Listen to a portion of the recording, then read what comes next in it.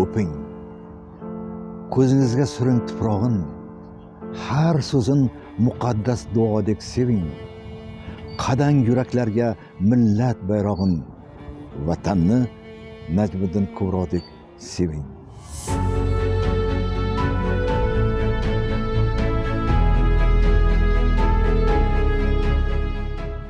Bobolar kalomi tilimda doim, sen uchun yuragim qo'limda doim, sog'inaman yurgan yo'limda doim, vatan yagonasan dilimda doim.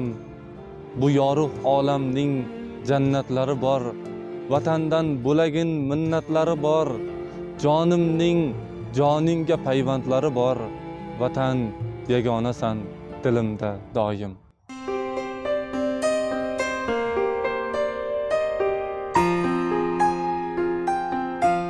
Alpamishlar yurti bu diyor, doston bo'lgan Rustamlari bor. Shu o'lkada oftob ayvoni, shu o'lkadan boshlanar bahor.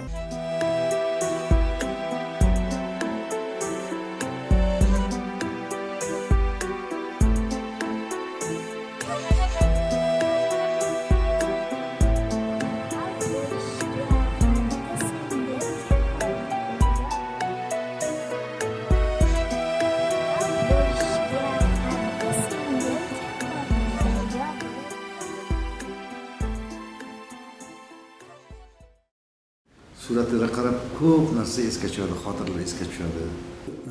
Mana qarangda bu suratlarga o'zi aytganingizdek betidan, yuzidan, ko'zidan bilinib turadi o'zi odam. Biz Toshkent oqshomida tanishganmiz.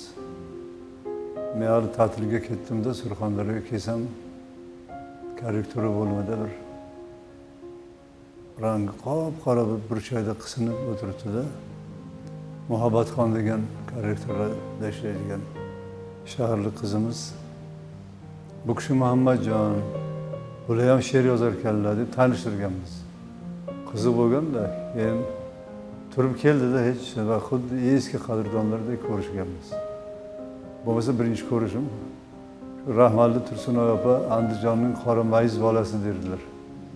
Shu bir narsa yozgisi kelsa bujmayib, qorayib, nima qilib g'ijim bo'lib yurardi-da. Bitta oq ko'ylagi, bitta ko'k ko'ylagi bo'lardi. Muhammadjon, mana sizni ko'ylagingizga o'xshab. Bizniki ham shu. Qachon kirsangiz keyin bir narsa yozdim deb to'r buklangan qog'ozni ko'rsatardi. Bir qiziq she'rlar paydo bo'lganda o'sha payt. Bir yomg'irli kechada chiqdikda o'zi ham yozgan bir she'rida qovurg'alaringiz ko'rinyapti Muhammadjon desam, endi yopishadi-ku badanga ko'ylak. Qovurg'alaringiz ko'rinyapti desam, sizniki dedi, sizni qovurg'alaringiz tagida yuragingiz ham ko'rinyapti deganda. Bir qiziq gaplar. Rahmatli Abdulla aka yaxshi ko'rardilar. Muhammad Yusufning ustozi Abdulla Oripovda shunday so'zlar bor. Bisyor bo'lsa agar bol ham beqadr. Takror aytilganda rangsizdir kalom. Bu yorug' olamda vatan bittadir. Bittadir dunyoda ona degan nom. O ota makonim, onajon o'lkam, O'zbekiston jonim to'shay soyanga. Sendek mehribon yo'q, seningdek ko'rkam, Rimni alishmasman beda poyanga. Bir go'sha suv bo'lsa, bir go'sha qirlar, qancha yurtni ko'rdim, qancha taqdirlar. Qayga borsam suyab boshni tik tut deb, tog'laring ortimdan ergashib yurar. Ko'rdim sulularning eng faranglarin, yo xudbinman, yo bir sodda kasmanman. Parijning eng go'zal restoranlarin bitta tandiringa alishmasman. Na gapga ko'nayin, na til bilayin, ko'zdan uyqu qochdi, dildan halovat. 3 kunda sog'insam nima qilayin? Chala qolar bo'ldi barcha sayohat. Bildimki baridan ulug'im o'zing. Bildimki yaqini shu tuproq menga. Bahorda baxmalda tug'ilgan qo'zing arab ohusidan azizroq menga. sen bilan o'tgan kun bayramdir bazm. Sensiz bir on qolsam vahmim keladi. Seni bilganlarga qilaman ta'zim, seni bilmaslarga rahmim keladi.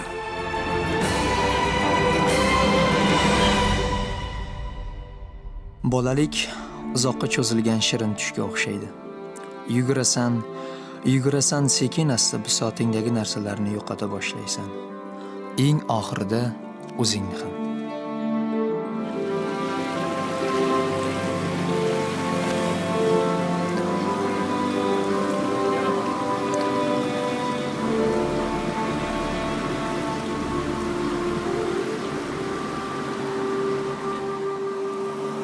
Umr oqayotgan suvga o'xshaydi.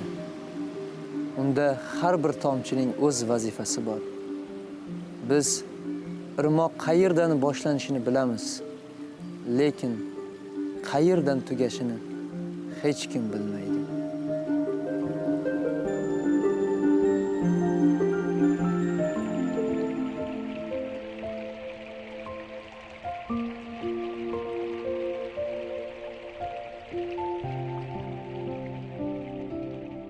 Juda ko'p holatlarda baribir oilaga, farzandlarga sarflanadigan vaqt albatta she'riyatga sarflanardi. Qiz bola, bolalar bo'lgandan keyin qiy-chuv bo'ladi, mehmon keladi. Ba'zan dag'al holatlarda ham ba'zan chiqarib olgan, keyin yana o'kinib she'rlar yozgan. Mana nimada Zomin tog'larida tushgan suratlari bor. Naziraxon qizlari fonda juda Zomin tog'lari manzarasi. Bu xush damlar bir lahzada o'tdi ketdi degan pushaymon sog'inchlari borki, shu satrda o'zi ko'p narsani aytib beradi va baribir o'sha xalq mavzuyini, vatan mavzuyini o'sha mashhur qo'shiqlar bo'lib ketgan.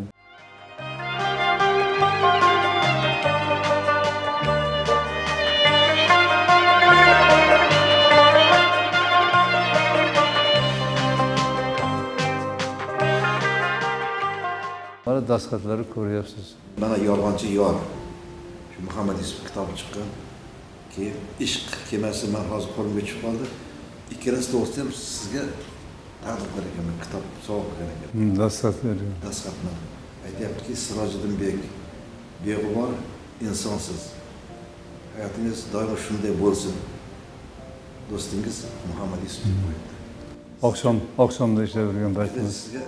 Siz bilan qadrdonligi mana shu yerda ham bor. Yana bitta kitob bor ekan, mana bu yerda aytyaptiki, Sirojbek, yaxshiyam sizday insonlar bor debdi. Insonlar bor. O'ta darajada sizga juda mehribon bo'lgan. Gulday qizchalari bor, mana katta bo'lishdi ular ham. Nozima, Madina bonu, xuddi bizning qizimizdek, ko'z o'ngimizda katta bo'ldi. Nimaiki e'tibor, nimaiki amaliy yordam bo'lsa, o'sha qarovsiz qolishgani yo'q. Naziraxon juda katta bir domlamiz, qizlari juda katta tarbiyali bir oilada ulg'aygan va Muhammadjonga hamisha havas qilardik. Naziraxon, nimalar ko'proq xotirlaysiz Muhammad Yusuf haqida? 26-aprel ochig'i nafaqat bizni oilamiz uchun, butun O'zbekiston xalqi uchun juda katta bir nima deydi, bayramga aylanib ketyapti. Mana 23 yil bo'libdiki, Andijonda ham o'sha juda katta tadbirlar, 10 minglab odam ziyoratga keladi. Bu bir ajoyib bir an'anaga aylandi. Shaxsan men uchun mana keyingi yillardagi eng bir xursand bo'lgan narsam katta ustozlar qatorida, mana Abdulorif Erkinvohidov va boshqa ustozlarimiz qatorida Muhammad Yusufga haykallari qo'yilishi. Bu men uchun juda ham katta voqea bo'ldi. Bu xalqimiz juda ham bir boshqacha kutib oldi xursandchilik bilan va bu yerda eng qizig'i Farhod aka ko'proq o'sha Andijonda u kishining qabrlari bo'lgani uchun asosan o'sha ziyoratga, Muhammad akani o'zlarini ziyorati uchun Andijonga qanchadan qancha minglab odamlar boradigan bo'lsa, mana bu hozir haykallari qo'yilgan Adiblar xiyoboni ham ziyoratgohga aylandi. Mana bu juda katta quvonchli voqea bo'ldi men uchun. Bundan tashqari O'zbekiston san'at va madaniyat institutiga Muhammad Yusuf ishi ijodi o'rganish topshirildi, biriktirib qo'yildi. Doimiy ularning tadbirlari mana shu yerda o'tadi. Men uchun bu voqealarning hammasi bir qimmatli. Nazimaxon, siz Muhammad Yusufni ikkinchi farzandisiz. Mana shu yerda rasmingizni ko'rib hayron qoldim hozir. Yoshgina qizcha shu mehr bilan qarab turibdi. Siz mehr bilan otangizga qarab turibsiz. Umuman mana ko'pchilik sizga aytishadi. Mana Muhammad Yusuf qizlari deyishadi. Mana hozir yozuvchilar uyushmasiga ishga keldim. Shu ishlayotgan joyimda shunaqa kunlar bo'ldiki, juda ham oldindan faxrlanardim, juda undan ham faxrlanadigan bo'ldim. Ko'p insonlar kelishadi-da, kelib yig'lab peshamdan o'pib ketib, "Sen kimni qizligingni bilasanmi?" "Ha, bilaman." "Yo'q, bilmaysan. Sen butun xalq, O'zbekiston xalqi sevadigan insonni qizisan sen. Butun O'zbekiston xalqi uchun jonini berib, vatani uchun jonini berib yashaydigan insonni qizisan sen." deb judayam menga ko'p aytishadi-da. Judayam shu insonni qizligimdan faxrlanaman. She'rlaringiz dardlarim edi. Sizni darsni qay biri edi? Bu torim ham she'ringiz dedi. Yozilmagan kuylarim qoldi. Muhammadjon bilan 1980-yilda kitobxonlar jamiyati bor edi. Shu jamiyatda birga ishlab, bir-birimiz bilan yaxshi tanishib, bir-birimiz bilan o'rtoq bo'lib, 2-3 yil birgalikda mana shu ishxonada faoliyat olib borganmiz. Endi ko'pincha tushlikka birga chiqardik. Keyin birga aylanib yurardik ko'chalarda, Navoiy ko'chasida. Keyin u yerda Nazira degan meni jiyanim bor edi. Endi jiyanim deyman-da, otasi men bilan hamqishloq edi, Xatirchidan G'aybulla Salomov va Shahribon yangi ham o'sha yerdan edi. Shuning uchun men unga jiyan, u menga tog'a deb murojaat qilardi. Shu kunlarning birida oshxonada o'tirganimizda, bu tanishib bo'lganimizdan keyin bir aylangani chiqqanda, Muhammadjon menga to'satdan shu Naziraxon menga juda yoqib qoldi, meni yaqinroq tanishtirishingizdan iltimos deb qoldi. Men aytdim, juda yaxshi dedim-da. Bo'lmasa dedi, men bitta xat yozaman dedi, shu xatni olib borib bersangiz dedi. Men aytdim, mayli dedim. Lekin mana shoirsiz dedim, xatni zo'r qilib yozing, qo'lni ertadigan qilib yozing deb unga tushuntirdim. Ya bo'ldi dedim, miyaqida kulib qo'ydi-da. Keyin men shu bilan bir ish bilan chiqib ketdim, qaytib kelsam o'zi xatni yozib qo'ygan ekan. Bitta Hamidga solingan, mana xat dedi. Men oldimda o'qituvchi nashiraga ketib, borib Nazirani topib qo'liga berdim. Naziraxon shunaqa voqea. Shu xatni bir o'qing. Muhammadjon sizni juda yoqtirib qoldi. Agar rozi bo'lsangiz sizga uylanmoqchi deganimdan keyin Naziraxon o'ylanib qoldi-da. Men sizga ishonaman, sizni yaqin do'stingiz dedi. Lekin baribir hozir bir o'zim bu masalani hal qilolmayman dedi. Orada bir 3 kun o'tgandan keyin Naziraxonga borib aytdimki, bizning xatimiz javob nima bo'ldi, jiyan dedim. Desam, "Tog'ajon" dedi, "Siz Muhammadjon shoir, mana shu xat ichida bir varaq nimasi yozilgan, hammasini to'liq o'qing" deb aytuvdingiz. Ichida 3 og'iz so'z bor ekan-ku. Naziraxon menga turmushga chiqsangiz degan. Boshqa narsa yo'q ekan dedi kulib. Men aytdim, endi dildagini eng to'g'risini aytib qo'ya qolibdi sizga, do'nda qilib dedim. Shu bilan keyin oradan vaqt o'tib, Naziraxon bilan ikkalasi turmush qurishdi. Naziraxon Muhammadjonni birinchi muharriri, farzandlarini tarbiyasi sifatida butun umrini Muhammadjonga bag'ishladi. Mana hozir 3 ta qizlari bor. Ular ba'zilari hozir yaxshi she'rlar yozishyapti. Nazira o'zi hozir shu Muhammadjon Yusuf nomidagi jamg'armani o'zi boshqaryapti. Maylida kimgadir yoqsa yoqmasa, ularga qo'shilishib yig'lasharmidik? Biz baxtli bo'lamiz, Xudo xohlasa, Xudo xohlamasa, uchrasharmidik? Rayhon hidlaringni yo'llarimga sep, kut meni har oqshom ko'kka oy chiqqan, faqat yig'lamagin gunohim ne deb, aybing onang seni chiroyli tuqqan. Mashaqqatning oxiri rohat, rohatning oxiri yana mashaqqat. Kunning oxiri tun, tunning esa oxiri yo'q. Bir og'iz sovuq so'z bilan diling yana zimiston. Loaqal bir kungina kechgacha baxtli bo'lib yurgan odamni topib bering menga. Siz ming mashaqqat bilan chiqqan cho'qqida kapalak ham bor. Qumursqa ham yashaydi. Sizning bu yutug'ingiz ular uchun oddiy bir turmush tashvishi, ular kunda shunda. Men hidlab to'ymagan bedani biya qarsillatib chaynaydi. Yalpizni suv oqizib ketadi.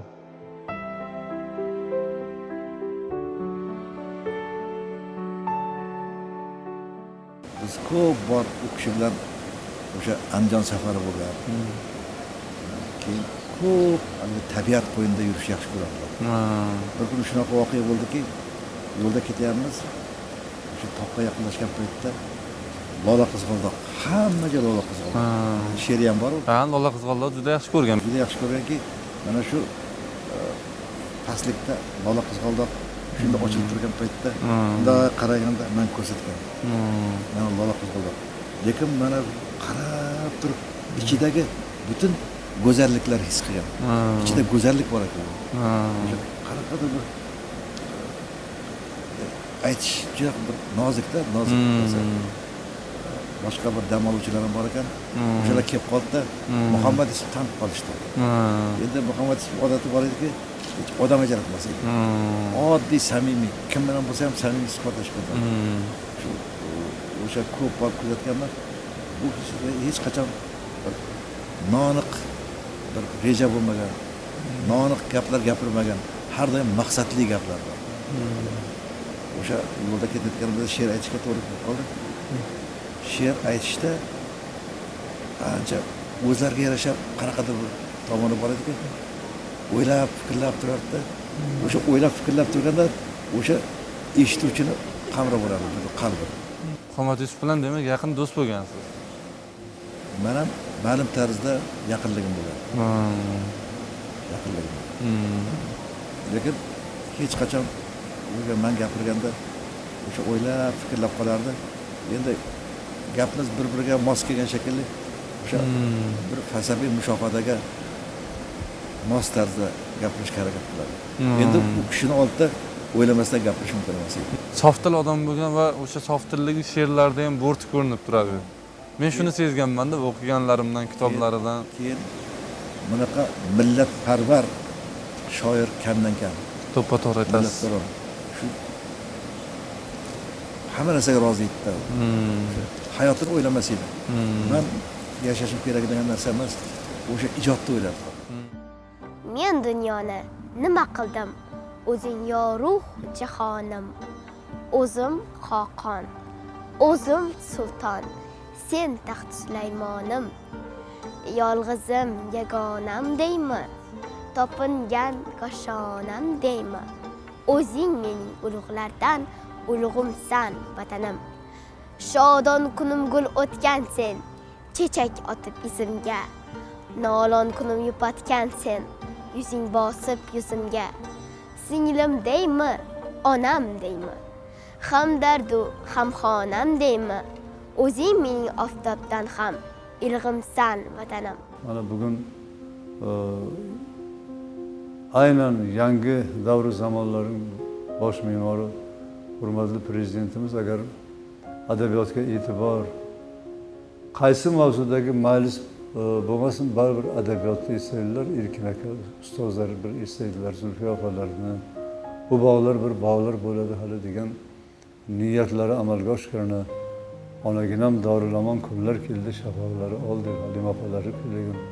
Bu biz o'sha zamon qadri haqida gapirganda, mana agar uzoqdan keladigan bo'lsak, yaqindagina mana Jizzaxdagi uchrashuvlarda prezidentimizning tashrifida ham tilga olindi. O'sha agar 1996-yil ilk zomin seminarlari tashkil qilingan bo'lsa, o'shanda ham viloyatning birinchi rahbari bo'lib ishlagan hurmatli prezidentimizning tashabbusi bilan bo'lgan ishlar mana bugungi kunda. Shu yerda bir savol berdilarda, hali bu binolar yo'q, bu adiblar xiyoboni haqida gap yo'q. Shu yerda yozuvchilar uyushmamizga bir qarorgoh qilib bersak, bino qilib bersak, bu yoqqa Baqamti ulanib ketgan adiblar xiyoboni bo'lsa nima deysizlar degan gap. Shu yerda aytildiki, endi mana yosh ijodkorlar bizlar hammamiz qatnashadi. Hurmatli prezidentimizga so'z berganlarida ijodkorlarga shunda tamal toshi aynan mana shu binolarda, shu kunlarning tamal toshi agar qabr joiz bo'lsa, demak O'zbekiston Respublika yosh ijodkorlari zomin seminar kengashlarida qo'yilgan deb baralla aytish mumkin. Chunki gazetalarda, jurnallarda bosildi o'sha yosh ijodkorlarning Jizzax tuprog'idan vatan adabiyotiga qo'yayotgan qadamlari qutlug' bo'lsin degan so'zlari ketgan. Biz bugun O'zbekiston Yozuvchilar uyushmasining mutlaqo yangi binosida bino etilgan bu yozuvchilar uyushmasi, afsuski ustozlarimiz ko'rmay ketdi. Muhammadjon ham ko'rmay ketdi. Biz shuncha yillar, salkam 100 yillar yozuvchilar uyushmasi degan bino idora boshqa bir idoralarda ijarada yashab, vatanda bevatan bo'lib yurgan bir tashkilot ediki, mana shu yozuvchilar uyushmasi binosi bilan Baqamda Adiblar xiyoboni tuzildiki, aynan hali Abdulla aka ham, Erkin aka ham, Muhammadjon do'stimiz ham yo'q edi. Shu ulug'lar o'sha eng qiyin paytda vatanni kuylab, o'zbegim deb, inson o'zing deb, O'zbekiston vatanim menim deb, men Abdulla aka, Erkin akani nazarda tutyapman. Omon aka o'sha Rauf aka juda katta bir avlod vatanni kuylab mana bunday kunlarni ko'rmay ketgani kishini ozroqgina g'amga o'tiradi. Shular qatorida albatta Muhammadjonning o'zini alohida o'rni bor edi. Vatanini o'ylab she'rlar yozgan.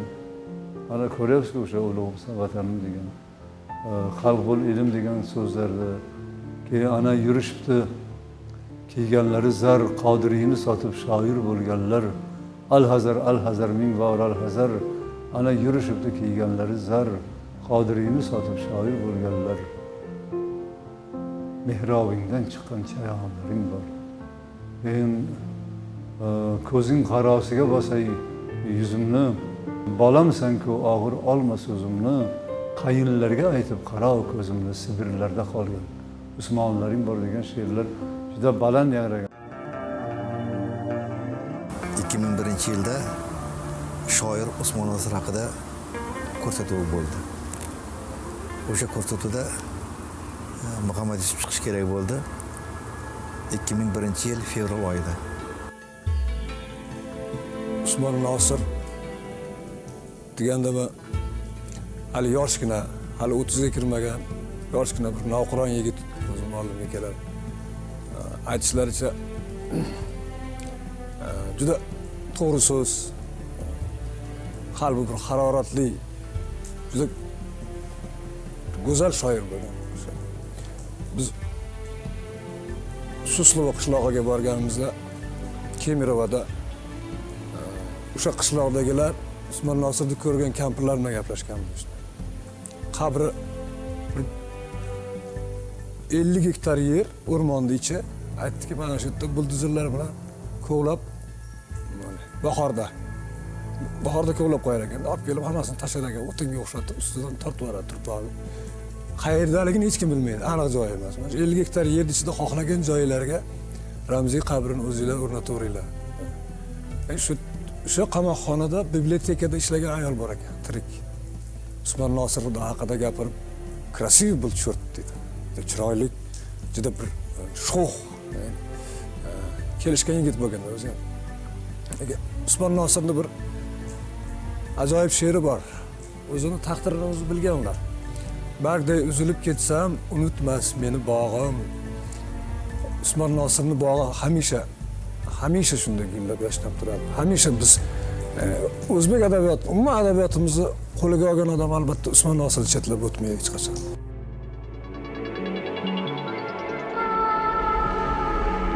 She'rim yana o'zingga qissan.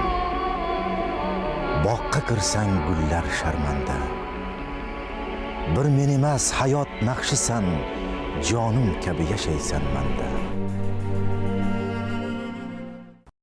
Endi qaranglar, she'riyat bo'lgandan keyin demak ulug' shoirlardan birining bir hikmatli gapi borki, toki mening taqlidchilarim yashar ekan men buyuk shoirman degan. Bu eng buyuk kitobxonlar, buyuk shoirlar bo'ldi, lekin Muhammadjonda dard bor edi, o'sha xalq, millat, vatanlar. Bekorga mana bunday birinchi Adiblar xiyobonining loyihasi tuzilganda albatta mana yaxshi ko'radilar, adabiyotni sevar bir davlatimiz rahbari juda katta bir mehr bilan, juda katta bir ehtirom bilan mana shu Adiblar xiyobonini eng chiroyli joyida Muhammadjonov haykali turibdi. Endi biz kim o'ylabdi bu bir kun kelib do'stimizni haykali poyiga gullar qo'yib o'sha o'ylabmiz. Qizlari katta bo'lib ketdi. Mana elimizni, vatanimizni, xalqimizni baralla kuylashni biz mana shunday shoirlardan o'rganmoqimiz kerak. Taqlidchilar o'z yo'liga, lekin baribir bir maktab yaratgan. Bekorga o'sha Andijonda Muhammad Yusuf nomidagi ijod maktabi hurmatli prezidentimizning shaxsan o'zlarining e'tiborlari bilan tashabbuslari bilanki va bu juda o'sha oqqan daryolar hamisha oqib kelgan va Andijon adabiy muhitining eng yirik vakillaridan biri. O'sha Hazrati Boburdan kelib gapiradigan bo'lsa, juda yaxshi ko'rardi Bobur. Lekin bir sayfadan berganlar Erkin aka, Erkin Vohidov rahmatli ustozimiz. Yoshlik jurnali u 200 ming, 300 ming tirajda chiqadigan paytlar bir sayfa she'r Yoshlik jurnalida ustoz Erkin Vohidovning duosi bilan chiqish juda katta shov-shuvga sabab bo'lardi. Shu bois bizni o'sha O'zbekiston Yozuvchilar Uyushmasi a'zoligiga qabul qilishda ham shu ustozlarimiz hamisha xayrixoh bo'lganlar. Hamisha o'sha yonimizda olib, hamisha o'sha seminarlarga yo'llab nimaiki tajriba bo'lsa biz shu ustozlar maktabidan o'rgandik. Mana o'zlari ham bugungi yangi davr zamonlari sharofati bilan hammalari o'zining o'rni, o'zining vazifasi bor, lekin Muhammadjon baribir bo'lakcha bir shoir edi, bo'lakcha bir qalb edi. Biz har kim bilan jo'ra bo'lolmasdi-da, baribir o'zi xayol surib ketaverardi, lekin birga ishlaganimiz uchun albatta yomg'irlarda birga chiqib ketardik. Mana shunday shoirlarni tuqqan, shunday shoirlarni bergan tuproq ham bekorga bermagandir, bekorga yaralmagandir. Mana jilmayibgina hozir suratdan chiqib keladigandek.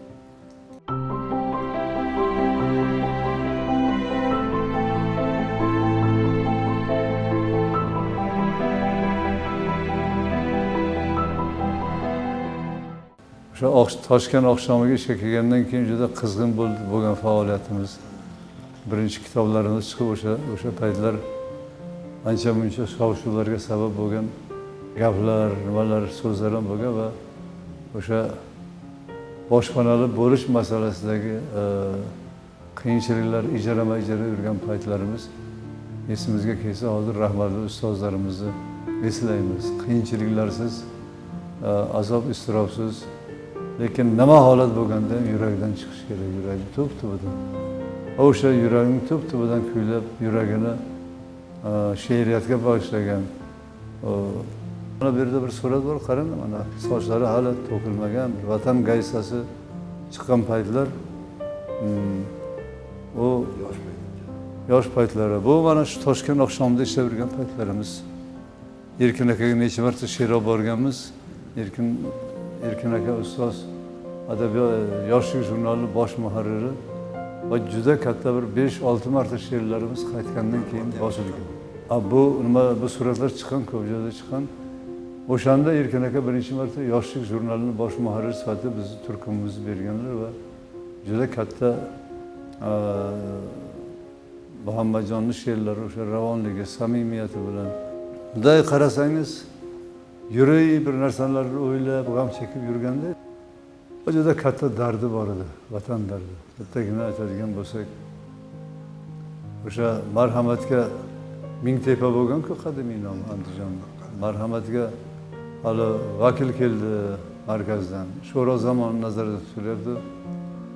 Hamma mehnatda, dalada egilib paxta teradi, egilib chigit ekadi xalq. Aylanib biror bir kam ko'z topolmagandan keyin komissiya rahbari o'sha markazdan kelgan vakil nima kam ko'z bor deb so'rasa, marhamatda haykal yo'q ekan deydi, Andijonda haykal yo'q ekan.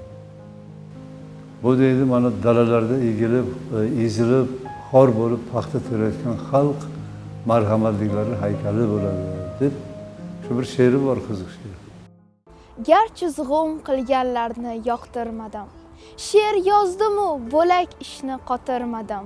Tilim turib o'z tilimda gapirmadim, Bir eslasam esladi bag'ri dilim, ona tilim, kechir meni ona tilim. Onam erkam deb quchgan tunlar yaram, erkim yo'q deb zirqirardi bir joylarim, parovozni xansiratgan bug'doylarim, oltinlarim, medallarim, ipaklarim, ona tilim, kechir meni ona tilim. Abdulhamid Cho'lpon 41 yoshida qiynoqlarga solindi. Azoblarga dosh berdi. Armon bilan ko'z yumdi. Faylasuflarimizda zamon zayliga qara degan so'z bor. Mana yillar o'tdi. Mana shunday dorilamon zamon keldi. Muhammad Yusuf xalq bo'l, elim deb baralla kuyladi.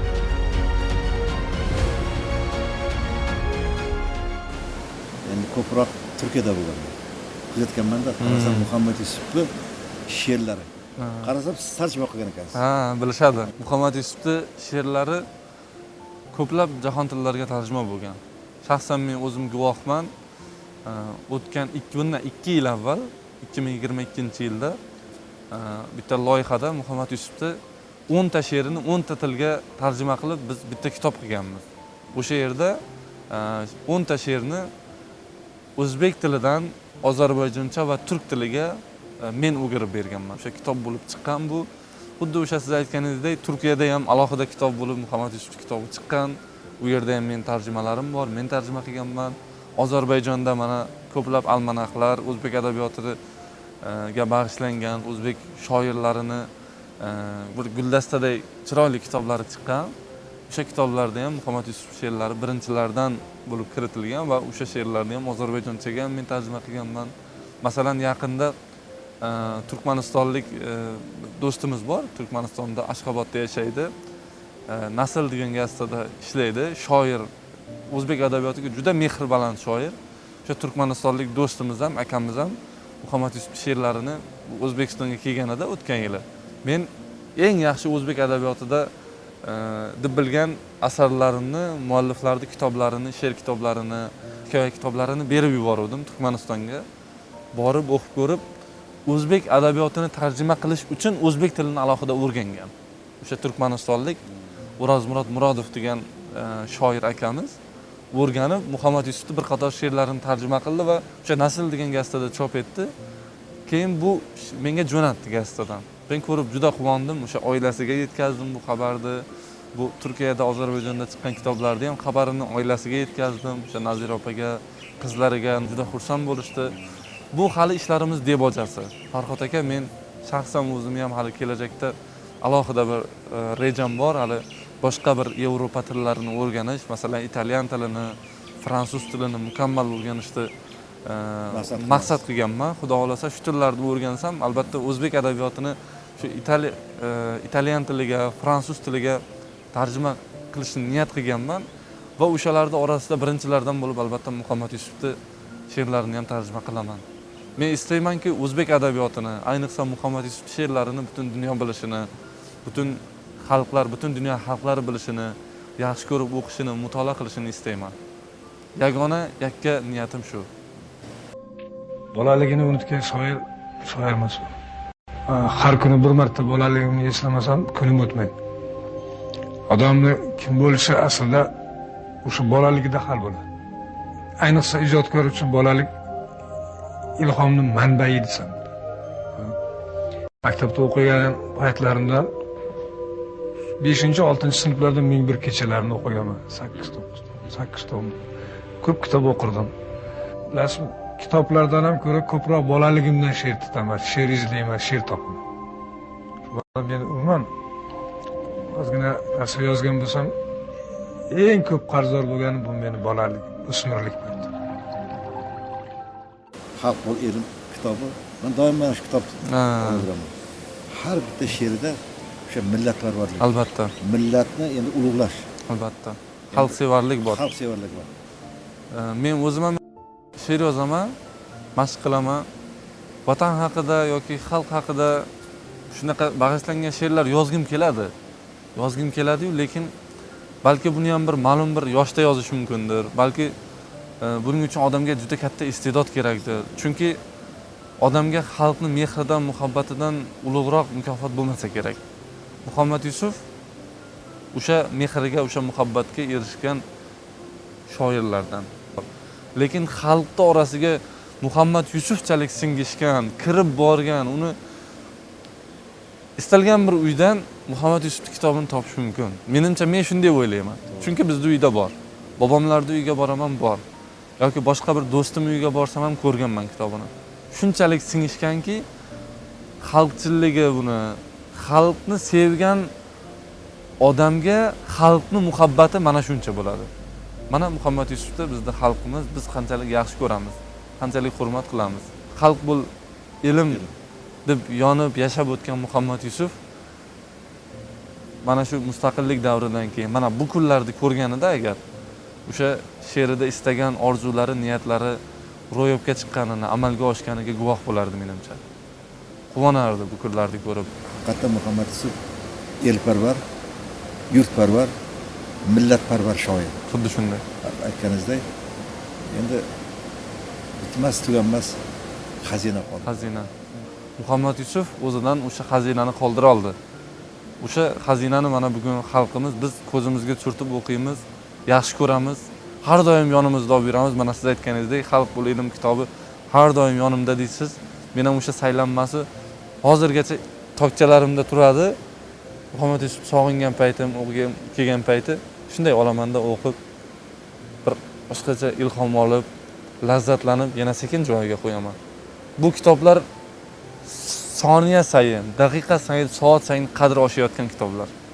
Erta hali 100 yillardan keyin, balkim 50 yillardan keyin bu kitoblarni narxi hozirgidan ko'ra qiymati, ma'naviy qiymati ham, moddiy qiymati ham hozirgidan ko'ra ancha baland bo'ladi. Men bunga ishonaman. O'sha Abdulla akalarni, ustozlarning yonida mudom hamisha Muhammadjon birga bo'lgan.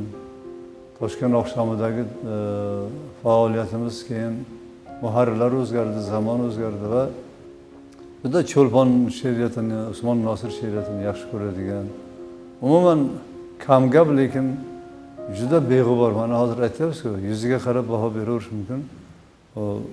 Bizning yoshligimiz eng qizg'in paytlarida, eng shiddatli paytlarda o'sha yoshlik jurnali ochilgan bu yerda ustozlarimiz bosh muharrir rahmatli Erkin aka, Abdulla aka yosh ijodkorlar bilan ishlash bo'yicha yozuvchilar uyushmasiga mutasaddi. Juda qiziq bir paytda shu Ibrohim aka keyin tilga olganlar shu ustozlarning yuzidan ham, qo'lidan ham, qadamidan ham shiddatli she'r yog'iladigan, she'r sochiladigan, she'r simiradigan zamonlari edi o'sha paytlar deb. Biz o'sha bir qiyin o'tish davriga to'g'ri keldik keyin. Mana qarangda bir katta anjuman bo'ldi Surxondaryoda, Sari Osiyoda. O'sha yerda bir kirib bizni onamizdan xabar oldilar. Hovlimizda bir yog'och so'ri bor. Rahmatli otam, akam tug'ilganda Sharofiddin akam shu bir bizdan esdalik deb qurganlar. Hovlimizda turibdi. Yog'och so'ri degan she'rlar ham bag'ishlangan.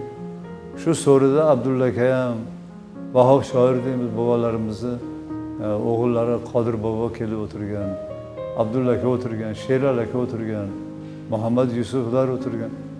Juda bir ulug' odamlar, Shafoat Rahmatullayev Termizdan, ko'p hali Usmon aka, Usmon Azim, Erkin Azim, jumladan Muhammadjon bemalol o'tirib, onangiz meni ayamga o'xshar ekanlar deb juda havas bilan onam yaxshi ko'rib qolganlar.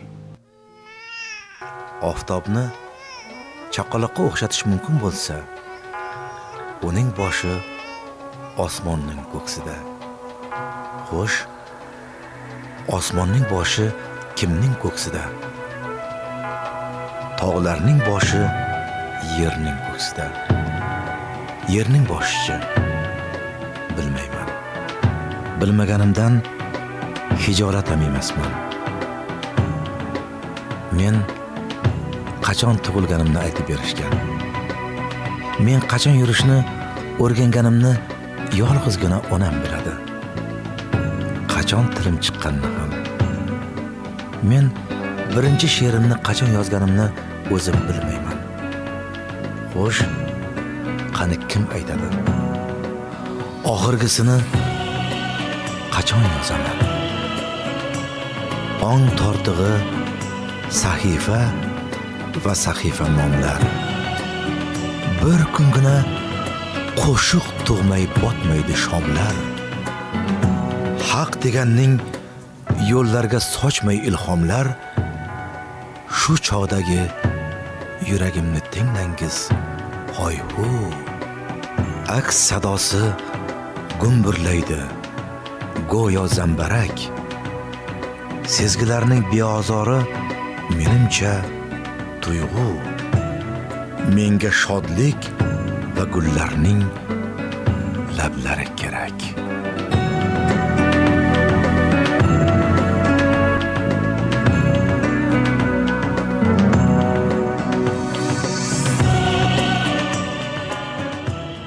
Ah mening ortimda ovora onam, bir parcha yuragim ming pora onam. Har bir baloni ko'rgan bu yorug' dunyoda toshkanin ko'rmagan bechora onam. Bola bo'ling bo'lib bir bor boshlab keldimmi? Endi men ham senga o'g'il bo'ldimmi? Garchi bisotingda bayram so'zi yo'q, bilaman kutgansan san'at to'la tun. Menda yurak deganlaring o'z yo'q. Men sovg'a bermagan qiz yo'q boxshom. Sengachi na bir xat, na shirin kalom. Endi men ham senga o'g'il bo'ldimmi? Deysan olislarda omon bo'lsang bas. Goh yodingga tushsam yo'qlab kelsang bas. Bolam senga hamma qiladi havas. Mening dardim axir she'r emas faqat. Men mashhur shoir emas, mashhur beshafqat. Sog'inib bad bitdim, u seni topsin. Poyingga tiz cho'kib, qo'lingdan o'psin. She'rdan ham ulug'in borligini ko'rsin. Borib men uchun ham holingni ko'rsin. Sha'ningga she'r bitdim, u seni topsin. Poyingga tiz cho'kib, qo'lingni o'psin. Undan ham ulug'im borligini ko'rsin. Men uchun ham aziz holingni so'rsin. Sensiz g'arib ko'nglim ko'ngilmi? Onam, endi men ham senga o'g'ilmi? Onam. Ketmoq chopib yordamlashgan sizga. Men sizdan kesak bilan qilardim. Aynaga sho'g'irdim. Sen yuragida shuncha nimasi bor ekan, men bundan xafa bo'ldim. Olov yigit bo'lganda. Ona yig'lar ona, yig'lar ona.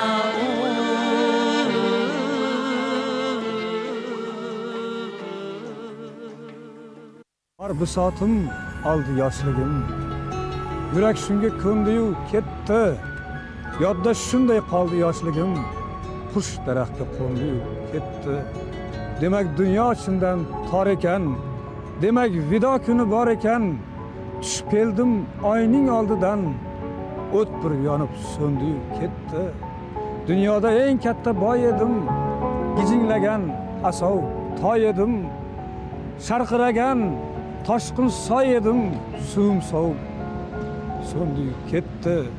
Yetishmaydi menga ne jihat. Alla qayerlarimdir diqqat.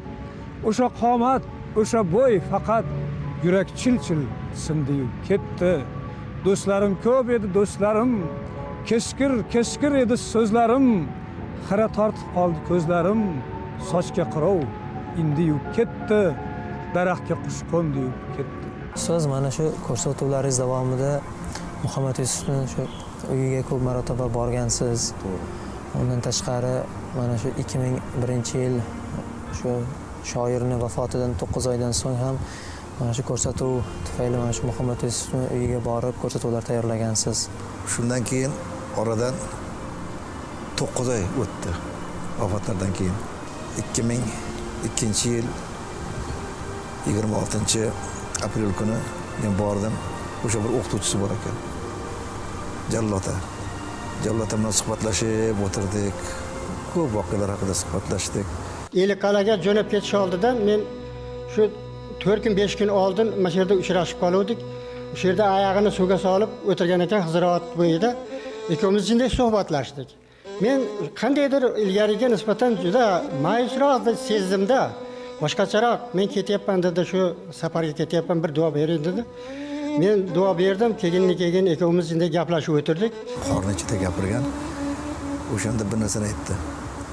Haqiqiy talantlar uzoq yashashi qiyin ekan shekilli degan bir so'zni aytdi. Keyin misol keltirdi. Shu Lermontov misol keltirdi, Usmon Nosir va kazo insonlar misol keltirdi. Qarangki, oradan 6 oy o'tgandan keyin 2001-yilda iyul oyining oxirida Muhammad Yusuf o'zi ham mana shunday sabab bo'ldiki, endi juda katta fojia deb bilaman, chunki o'sha hali yosh edi, hali she'riyatda juda gullagan davri boshlangan edi. Eng qizig'i biz tuproqqa qo'yayotganda endi butun xalq izillab yig'layapti. Butun o'sha aeroportdan to Marhamatga olib borguncha qaldirg'ochlar uchib yuribdi-da, qarang, aylanishib. Marhamatda tuproqqa qo'yayotgan paytda ko'kni qaldirg'och bosganda shu aylanadi. Endi bir sirri sinoati bor, biz aqlimiz yetmaydigan. Shunday haqiqiy shoirlar shunday bo'lsa kerak. Mana keyin Cho'lpon haqida bir she'rlari bor. O'sha haqiqiy shoirlarning qabri qalblarda bo'ladi, qabri bo'lmaydi deganda. O'shanda xuddi o'sha Xorazmdan to Andijonga kelganday o'sha qaldirg'ochlar uni Muhammadjonni yerga qo'yib dafn qilgandan keyin bitta ham qaldirg'och qolmadi. Xuddi qaytib Xorazmga yo Makka Madinaga yo Hindistonga ketganday.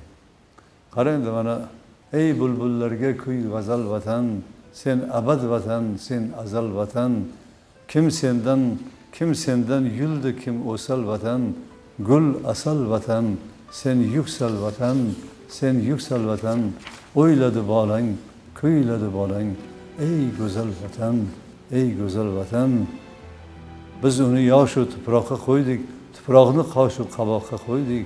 Tushmi deb avval ro'yoga yo'ydik, o'zi suygan shu tuproqqa qo'ydik. So'nggi sabr bu, so'nggi safar bu, ko'proqqa qo'ydik, ko'proqqa qo'ydik.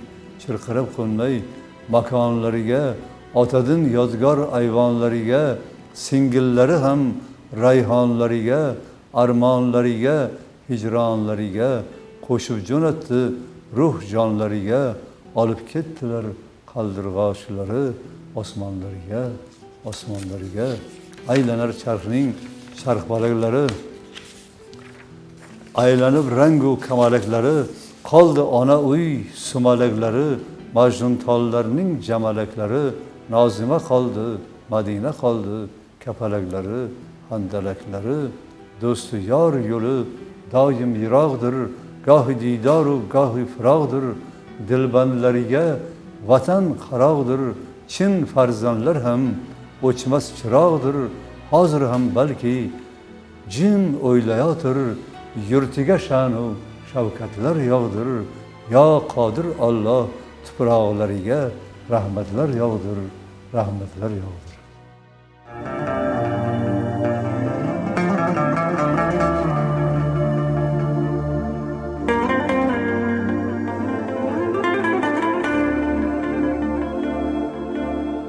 Qizg'aldog'im, qirdan bo'lak koshoning yo'q. Kokil yoysang, yerdan bo'lak tosh oynang yo'q. O'ksib turganingda o'zim borib, peshonangdan o'pay desam peshonang yo'q. Sollanasan kelinchakdek boshing egib, jayron o'tgan so'qmoqlarga yoshing to'kib, qizil yuzing qon dilimga turar tegib. Meningding sen g'arbning ham parvonang yo'q. Qadring bilgan, darding bilgan ayt kiming bor. Kelib ketar bahor senga bevafo yor. Go'zalsanki senga bar gullar ag'yor. Ah ursang bir ohing tinglar ostonang yo'q. Oldinga men borolmasam o't gunohim. Bir yo'qlab qo'y men dunyodan o'tgan chog'im. Qabrim uzra xilpirab tur qizg'aldog'im. Muhammaddan bo'lak do'stu devonang yo'q.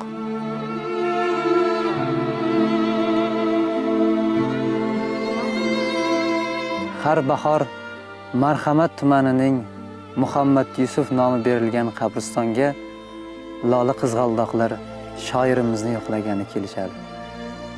Alvon lolalar go'yoki shoirning dardlarini, shoirning alvon yuragini ko'rsatib turgandek, qip-qizil alvon rangi bo'yalib turibdi. U ham bahor o'tgani sayin o'z ko'z yoshlarini to'ka boshlaydi. Osmonning oxiri qayerda dedim bir donishga. U miq etmadi. Menga juda yoqdi bu javob. Osmonning oxiri yo'q axir. Irmoqning oxiri daryo. Daryoning oxiri dengiz. Osmonning esa oxiri yo'q. Tunda paxsakash chol tushimga kirdi. Mening shirin uyqum buzildi. Xuddi eski devor buzilganiday. Uyquning oxiri o'lim. O'limning oxiri esa yo'q. Bo'lsa ham hech kim unga yetgan emas. Axir o'lim bu hamma narsaning oxirida. Ertalab ko'rgan odamni esa hamisha kechqurun ko'ravermaysan. Biya qulundan ko'z uzmay o'tlaydi. Yer odamni boqadi, kiyintiradi. Menimcha shoirlik bu kasb ham, hunar ham emas. Shoirlik bu davo. Men zo'rman degan istaysizmi yo'qmi bir davo.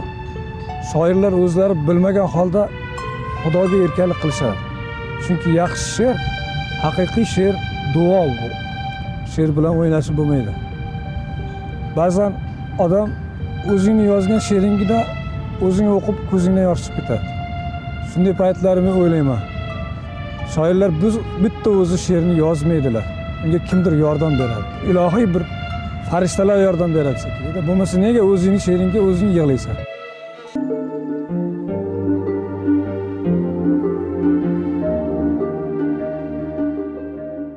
Ko'hna tol beshikdan boshlangan olam. Senga iddaolar qilmay sevaman. Bir kun singlim deyman, bir kun onam.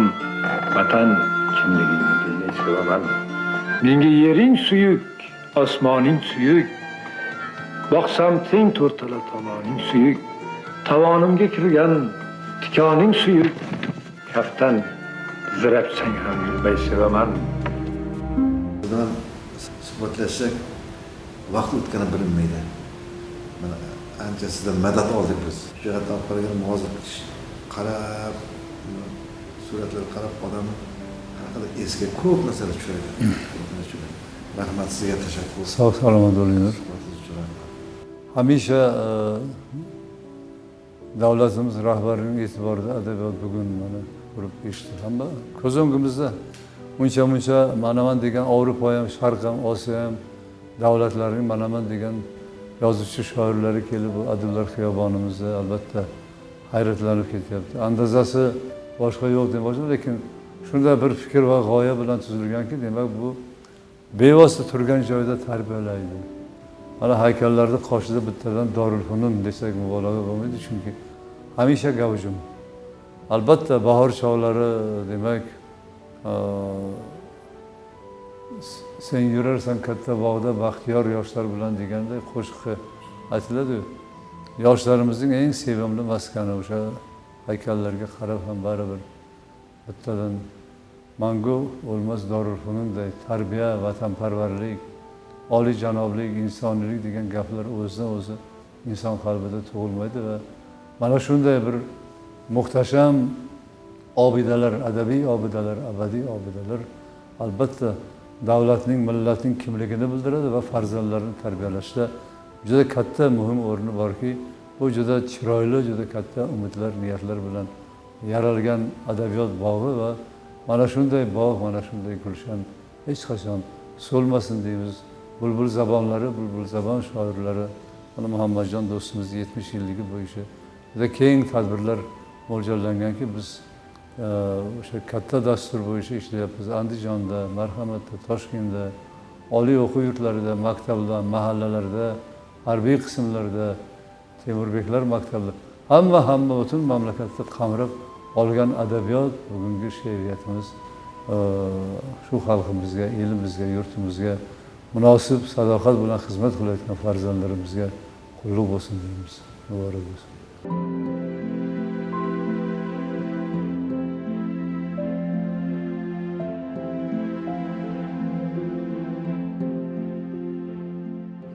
Assalomu alaykum. Va alaykum assalom. Qalay sog'lar yaxshimi? Alhamdulillah, alhamdulillah.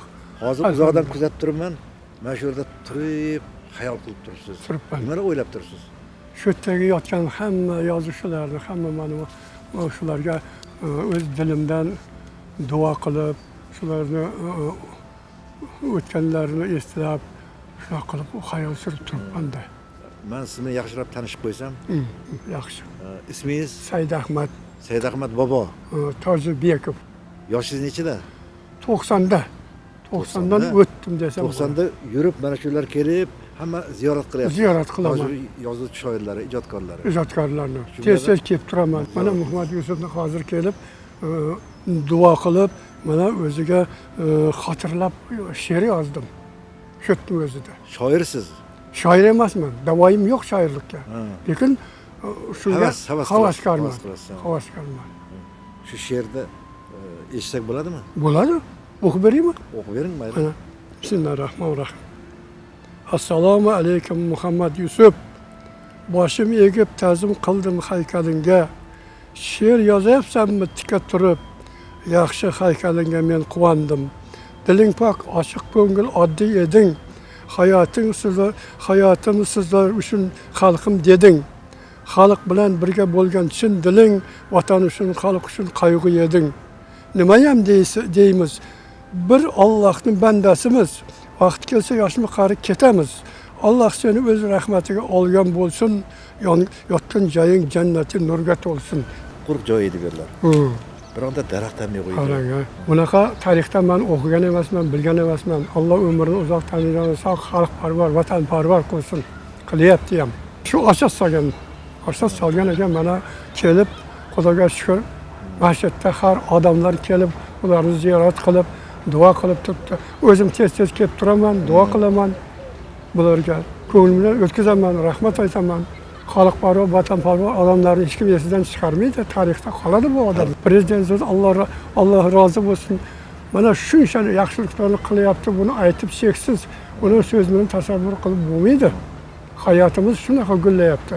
Men bu to'g'risida ham ko'p she'rlar yozib qo'yganman. Shu yerda mana ko'pchilik mana Abdulla Oripov, Erkin o'qiydi. Hamma yozuvchilar. Hammasi bor. Abdulla Qahhor bor. Hammasi bor. Mana Muhammad Yusuf. Bir duo qo'ysin shularga. Bismillahirrohmanirrohim. Ey Rabbim Alloh, o'zingga hamd sanolar bo'lsin. Payg'ambarimiz Muhammad alayhisolamga salovat salomlar bo'lsin. Mana bizlarni shu vatanda, tinchlikda, xotirjamlikda, iymon, e'tiqodda, sabr, qanoatda, o'zingning roziligida hayot qilib yurishni Alloh nasib qilsin. Prezidentimizni tanijoni sog' qilib, umrlarini uzoq qilib, ko'p yillar yashab, xalqimiz, vatanimiz deb kuyib pishib yuribdi. Qayg'imiz yo'q bo'lsin. Dilimiz pok bo'lsin. Alloh shularga bizni yetkazsin. Allohu akbar.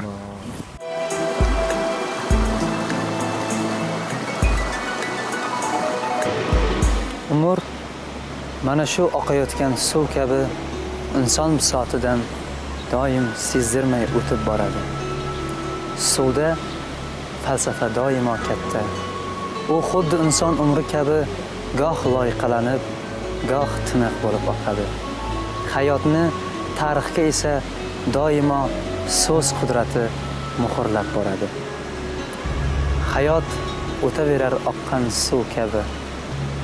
Umrning kitobi bitilar tinmay. Sen shunday o'tasan, hayot aslida sen menga borliqsan, borliqsan qanday?